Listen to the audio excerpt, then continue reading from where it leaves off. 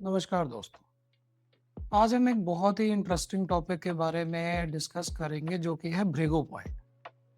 ये एक ऐसी चीज़ है जो बहुत ज़्यादा एस्ट्रोलॉजर चेक नहीं करते हैं पर चेक करना चाहिए। ये एक इंसान के बारे में हमें बहुत कुछ बता सकता है कि उसकी डेस्टिनी क्या है, उसकी डेस्टिनी कहाँ से होकर जाएगी, उसकी ज़िंदगी में वो एक्टिवेशन पॉइंट क्या है जो उसकी लाइफ में इवेंट्स को ट्रिगर करेगा। भृगु पॉइंट हमें निकालना भी आना चाहिए है कि इसकी कैलकुलेशन क्या है और भृगु पॉइंट हमें समझ भी आना चाहिए कि ये होता क्या है, इसका ट्रांजिट पे क्या इफेक्ट पड़ता है। क्योंकि भृगु पॉइंट एक ऐसा पॉइंट हमारा निकल के आता है, स्पेसिफिक डिग्री निकल के आती है जिसके ऊपर से जब कोई प्लैनेट ट्रांजिट कर रहा होता है, खास करके अगर कोई मेजर प्लैनेट है जैसे कि जुपिटर, सैटर्न या वीनस, तो वो बहुत मेजर इवेंट कॉज कर सकता है आपकी लाइफ में। ये इवेंट अच्छा भी हो सकता है, ये इवेंट बुरा भी हो सकता है। और ट्रांजिट के अलावा आप एक जनरली समझ सकते हैं अपने हॉरोस्कोप में या जिसका भी आप हॉरोस्कोप देख रहे हैं कि उनकी लाइफ में वो मेजर इवेंट किस चीज से रिलेटेड होगा। अगर किसी का भृगु पॉइंट हमारा 8th हाउस में आ रहा है, हो सकता है कोई मेजर ऑब्स्टेकल आए, हो सकता है कोई मेजर ऐसा इवेंट हो जो उनको सडन एक लॉस या गेन दे दे। अगर किसी का भृगु पॉइंट 4th हाउस में है तो हो सकता है किसी की लाइफ चेंज हो जाए उसकी मदर की डेथ से, या फिर उसकी लाइफ में कोई बहुत ही मेजर प्रॉपर्टी का गेन हो जिससे उसको एक लाइफ चेंजिंग शिफ्ट मिल जाए। किसी का भृगु पॉइंट अगर 10th हाउस में है तो हो सकता है किसी के करियर में कोई ऐसा इवेंट आए, वो अच्छा भी हो सकता है और बुरा भी हो सकता है, जो उसकी पूरी लाइफ को बदल के रख दे।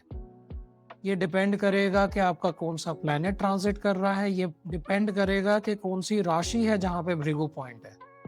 सबसे पहले हम समझ लेते हैं कि भृगु पॉइंट को हम कैसे कैलकुलेट करते हैं, ताकि आप लोग भी अपने हॉरोस्कोप में उसको कैलकुलेट कर पाए।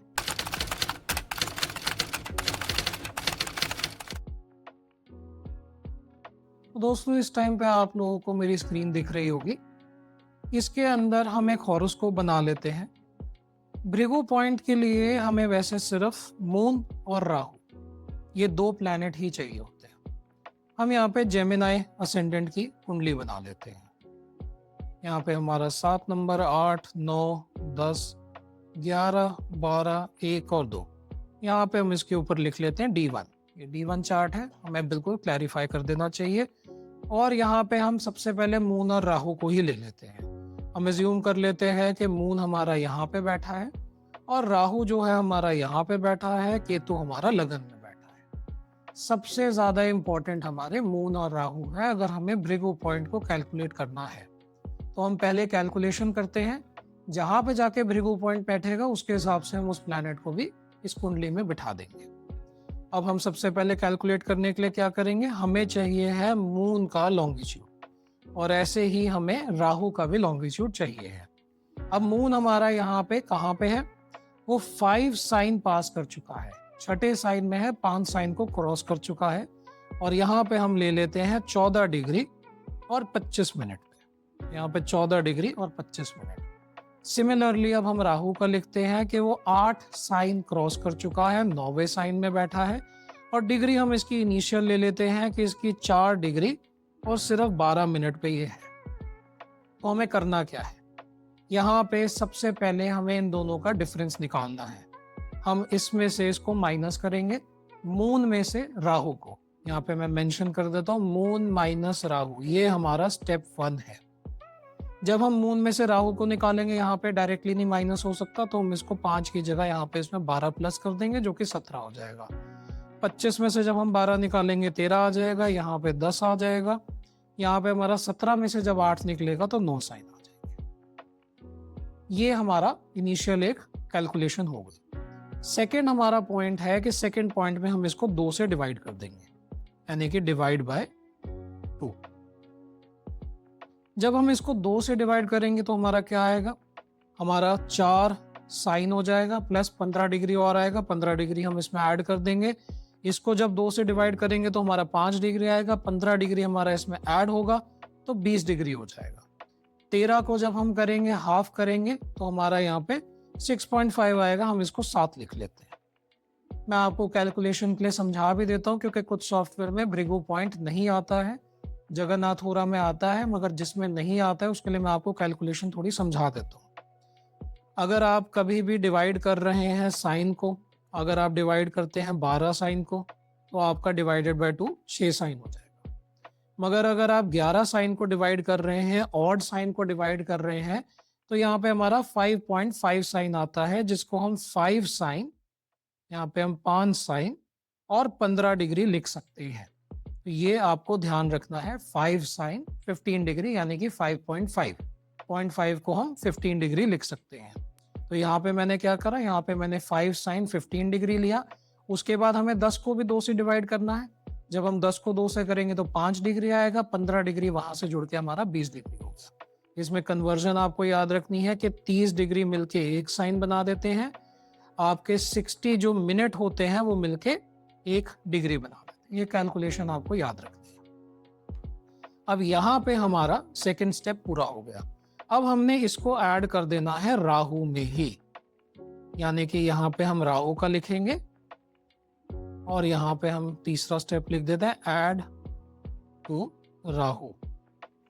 जब हम इसको ऐड करेंगे तो ये 19 डिग्री आ जाएगा, ये 19 मिनट आएगा, ये 24 डिग्री आ जाएगा और यहाँ पे हमारा 12 साइन पास हो जाएंगे, यानी कि पहले साइन में आएगा 24 डिग्री 19 मिनट। तो आपका भृगु पॉइंट जो है, भृगु बिंदु या भृगु पॉइंट, वो यहाँ पे आया पहली राशि में। 12 साइन पास है, यानी कि इतने साइन पास कर चुका है, अगले साइन में है। और यहाँ पे हमारी डिग्री भी इंपॉर्टेंट हो जाती है। यहाँ पे डिग्री की इंपॉर्टेंस इसलिए है कि कोई भी प्लैनेट जब इसके ऊपर से ट्रांजिट करेगा तो वो बहुत ही मेजर इवेंट देगा। ये यहाँ पे बहुत अच्छी पोजीशन है। क्यों अच्छी पोजीशन है? क्योंकि हमारा 1 नंबर राशि में जाके बैठा है और आपका भृगु पॉइंट, भृगु बिंदु जो है 11वें हाउस में है। यानी कि आपके लाइफ का जो मेजर इवेंट है वो आपके या तो एल्डर ब्रदर से रिलेटेड होगा, सडन गेन से रिलेटेड हो सकता है, नेटवर्किंग से रिलेटेड हो सकता है, पॉपुलैरिटी और फेम से रिलेटेड भी हो सकता है। तो ओवरऑल ये अच्छी पोजीशन है।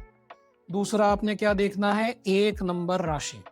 1 नंबर राशि यानी कि मेष राशि, एरीज। ये एक अग्रेसिव राशि है। जब हम देखेंगे किस टाइप की है तो फायरी है।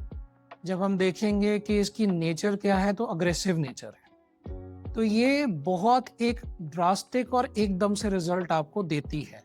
यानी कि अगर आपका भृगु पॉइंट यहाँ पे है और अब हम मानते हैं जुपिटर आपका इसके ऊपर से ट्रांजिट कर रहा है, जुपिटर जो है वो 24 डिग्री पे एरीज में आने वाला है, तो आपकी लाइफ में सडन फाइनेंशियल गेन हो सकता है कि आपकी फैमिली में वृद्धि हो, कोई बेबी बॉर्न हो सकता है आपकी लाइफ में कोई ऐसा रिलेशनशिप भी आए। जुपिटर आपको विजडम भी दे सकता है सडनली। ऐसे ही अगर इसके ऊपर से आपका मार्स जा रहा है, अब इस हॉरोस्कोप में मार्स जो है वो यहाँ का लॉर्ड भी है।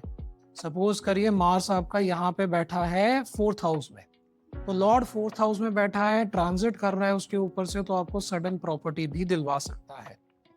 भृगु पॉइंट में आपको देखना है वो खुद कहाँ बैठा है, उसके ऊपर से प्लैनेट कौन सा क्रॉस कर रहा है, वो कैसा है, वो आपकी कुंडली के लिए कैसा है।